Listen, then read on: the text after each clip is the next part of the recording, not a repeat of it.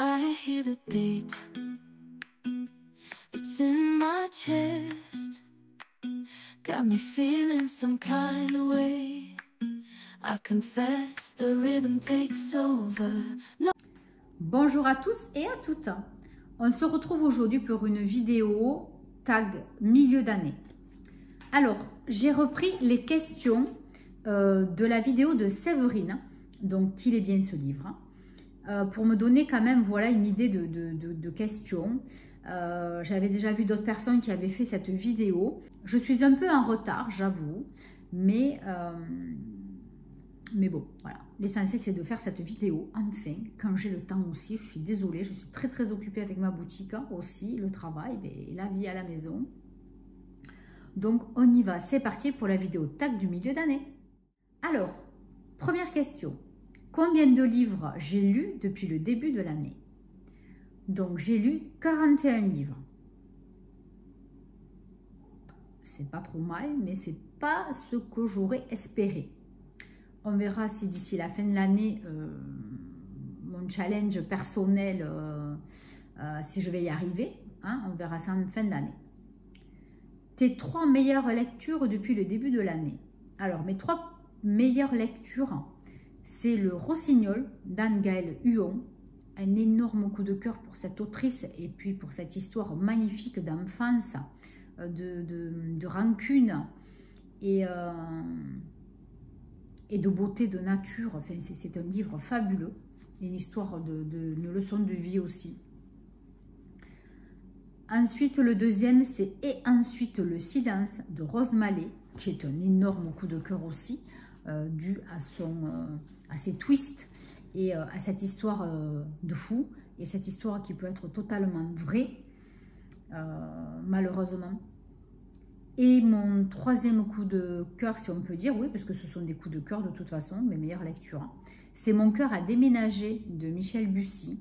Mais j'ai été tellement étonnée de cette histoire, tellement étonnée de la vie de ces jeunes filles qui sortent de foyer, et puis de l'histoire tout court, de tout ce qui se passe dans ce livre. Mais c'est tellement bien fait, c'est tellement beau, c'est tellement dur. Voilà, donc j'ai vraiment adoré. Mes 3 pires lectures depuis le début de l'année. Alors, c'est La Ronde des mensonges. Je vous mets la photo ici. Donc, je n'ai pas réussi, malgré que l'autrice soit quelqu'un de très connu, polar apprécié. Je n'ai pas réussi. J'ai dû abandonner ma lecture. Je n'ai pas réussi. C'était vraiment une torture que de lire ce bouquin. C'était trop long, trop de détails. Pas attachant les personnages, vraiment j'ai pas réussi. Bon. Ensuite, la toute dernière fois de Laure Manel. Alors, je n'aime pas du tout le style nouvelle. Je me suis laissée tenter, mais je n'ai pas accroché. C'était vraiment pas pour moi. C'était très court, chaque petite nouvelle, et ça faisait 1 page et demie, 2 pages, 3 pages à tout casser et encore. Mais vraiment, j'ai trouvé ça trop fade. Totalement inintéressant pour moi, je précise pour moi. Et puis ensuite, donc du coup je n'ai pas terminé. Et ensuite le troisième, c'est Remède mortel d'Arlan Coben. Alors je l'ai lu vraiment entre chapitres, entre paragraphes vraiment rapides. Je l'ai survolé parce qu'alors vraiment aucun intérêt à ce polar. Totalement, mais trop basique, mais ennuyant, j'ai été déçue. J'ai vraiment été très déçue. Voilà. Donc, par contre, celui-là, je l'ai terminé, mais je n'ai vraiment pas aimé la lecture. Question 4. La bonne surprise. Donc, ça fait des années que j'entends parler des livres d'Agnès Martin-Lugan.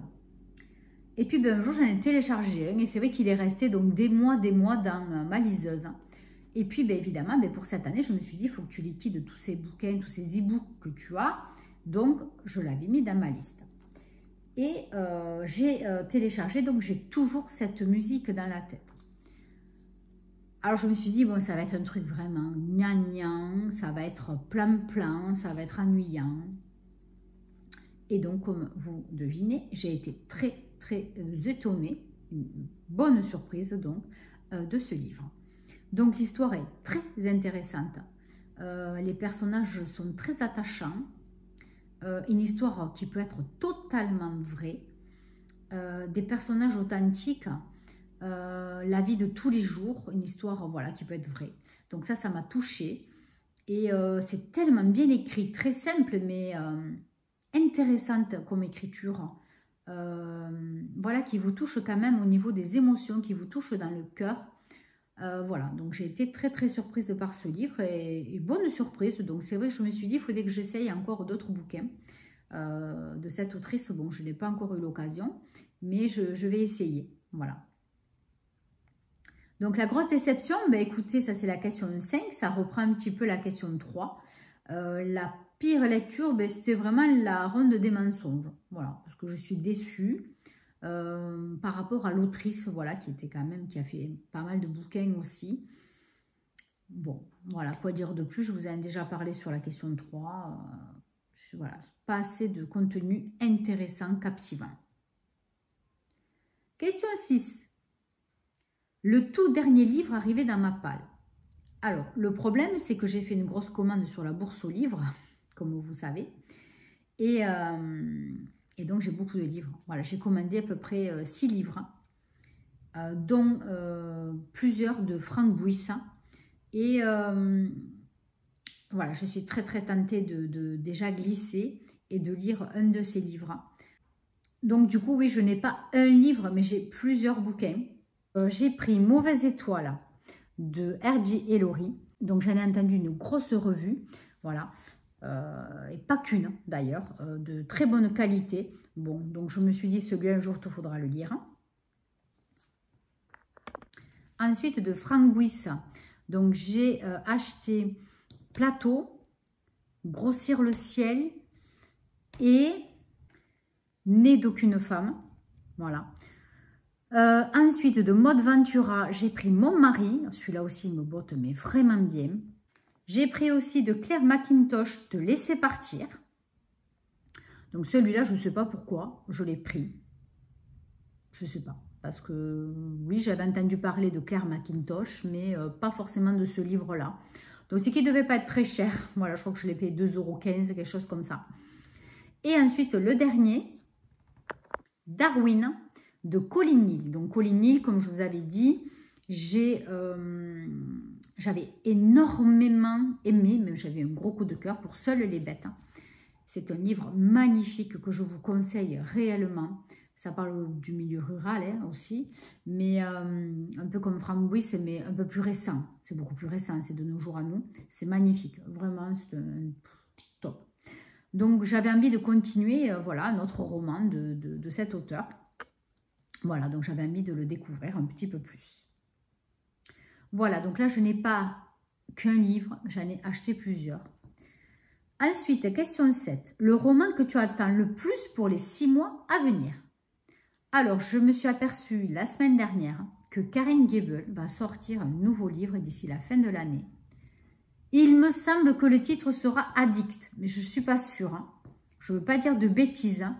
Il me semble avoir vu passer une couverture rapide. Hein. Je ne suis pas sûre du titre. Je ne suis vraiment pas sûre, voilà, j'insiste, je ne suis pas sûre.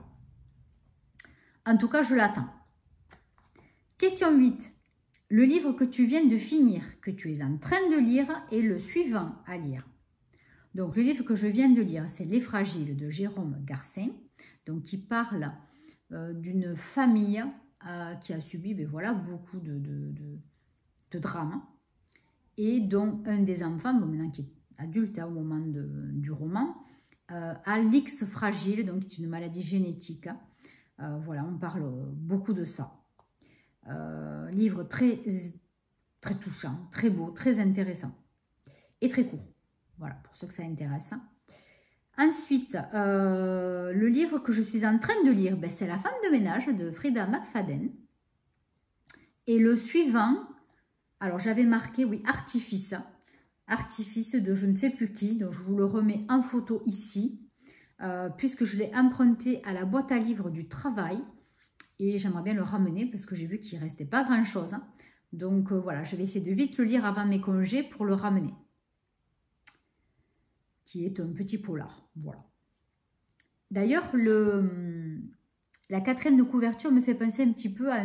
C'est un flic, hein, voilà, l'histoire, c'est l'histoire d'un flic. Et il me fait penser un petit peu à Charcot, voilà. Bon, à voir. Question 9. Un moment qui aura vraiment marqué ta vie de lecteur cette première moitié d'année. Ben, c'est le Salon du Livre à Narbonne, tout simplement. Pour lequel ben, voilà, j'ai rencontré des nouveaux auteurs et autrices. Vraiment des moments formidables d'échange. C'est rapide, court, mais c'est intense. Donc tout d'abord, Lynn Papin, qui m'a dédicacé Le cœur en laisse. Une jeune fille douce, sensible, touchante. Voilà. Et j'ai hâte de lire d'autres livres d'elle. Même si Le cœur en laisse n'est pas vraiment ce à quoi je m'attendais. Voilà, comme j'ai dit sur mes précédents bilans lecture, un des précédents où je parle de ce livre, j'attendais quelque chose de plus percutant. Voilà. Et ensuite, ben, évidemment, Michel Bussy.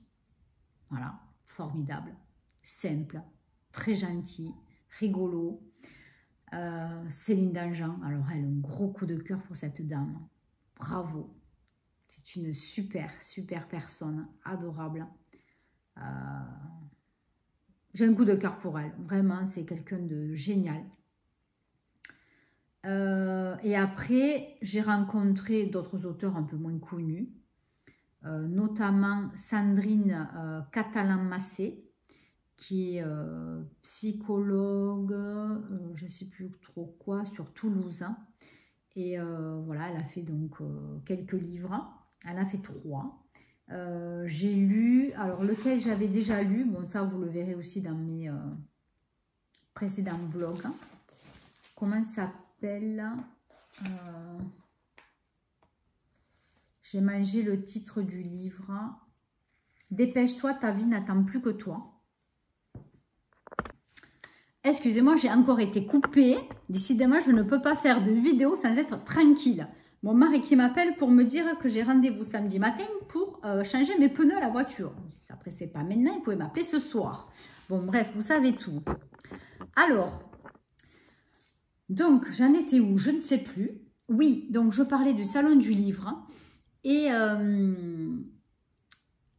donc, Sandrine Catalan-Massé, dépêche-toi, ta vie n'attend plus que toi. Donc, ça parle d'une dame qui est prise de crise d'angoisse. Voilà, agoraphobie, etc. Et donc, moi, étant touchée un petit peu par tout ça, c'est vrai que ça m'a... j'avais envie de lire ce bouquin, tout simplement, voilà. Et c'était très, très, très sympa, vraiment. C'était très léger, c'était très sympa. Voilà, un changement un peu radical, je trouve, dans l'histoire par rapport à la vraie vie. Mais on ne sait jamais, ça peut peut-être arriver, mais j'ai vraiment adoré. Et puis elle est très intéressante, on peut parler avec elle, c'est très intéressant, voilà. Donc du coup, j'en ai pris un qu'elle m'a dédicacé, je ne sais plus le titre. Je ne me souviens plus. Bon, de toute façon, vous l'aurez dans les prochaines lectures, pas au mois d'août, mais après en septembre. Je pense que je le lirai en septembre. Ensuite, belle rencontre, mais... aussi avec Laure Manel, je ne voulais pas aller la voir parce que je me suis dit, moi, le feel good, c'est pas mon truc. Bon. Et puis, j'ai lu 5 heures en sursis. Ça, c'était au mois de mai, ben, de suite après le salon. Oh là là, mais quel coup de cœur pour ce bouquin. Mais qu'est-ce que j'ai aimé, 5 heures en sursis. D'ailleurs, je ne sais pas si je ne l'avais pas mis en top. Ah non. Ah non. Parce que j'avais un autre livre que j'avais adoré encore plus, pourtant je l'ai aimé. Mais 5 heures en sursis, mais comme c'est trop beau. Et bon, je me suis dit, ben va la voir, voilà, parce que elle peut peut-être t'apporter quelque chose. Voilà, donc je suis allée la voir. Et alors, mais elle ressemble physiquement un peu à Claire Favant, mais beaucoup, je trouve, les cheveux frisés comme ça et tout, un peu moins. Claire Favant, elle est un peu moins en rondelette, mais après, elle se ressemble quand même, je trouve, beaucoup. Et alors, très douce. Elle illuminait, on était dehors, mais elle illuminait tout le monde. Mais qu'est-ce qu'elle est solaire, cette fille. Mais c'est fantastique. Et d'une douceur. Oh, mais c'est un bonbon. Un bonbon. Voilà, je le dis, c'est incroyable. Un coup de cœur pour cette personne aussi. Et donc voilà, je lui dis, quand j'y suis allée, j'étais en train de lire 5 heures en sursis. Et voilà, donc je lui ai dit, voilà, ça, je vous lis depuis là, je vous connaissais, mais j'avais pas eu le temps vraiment de prendre le temps plutôt de lire un de vos romans. Et qu'est-ce que vous me conseillez? Voilà. Et donc du coup, j'avais pris le dernier qui est, dès que je dois lire, hein, qui est, je vais vous dire. Ben, je ne sais plus. Je vous le mettrai là. Je ne sais plus le titre. J'ai oublié le titre, mais je vous le mettrai là.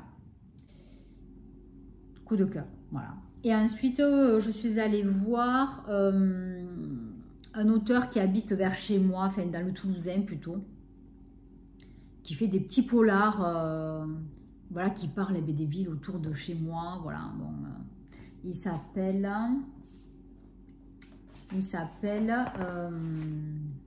Gérard Muller. Voilà. Je ne sais pas pourquoi j'ai des trous de mémoire en ce moment, c'est incroyable. Gérard Muller, voilà, qui fait des petits polars efficaces. Moi, celui que j'avais adoré le plus, c'était Mémé aime la castagne, quelque chose comme ça. Oh là là, c'était génial, génial. J'avais adoré, c'était rigolo, et puis c'était efficace comme polar. Et voilà, donc j'avais envie, voilà, je parlais un petit peu avec lui, sans plus, mais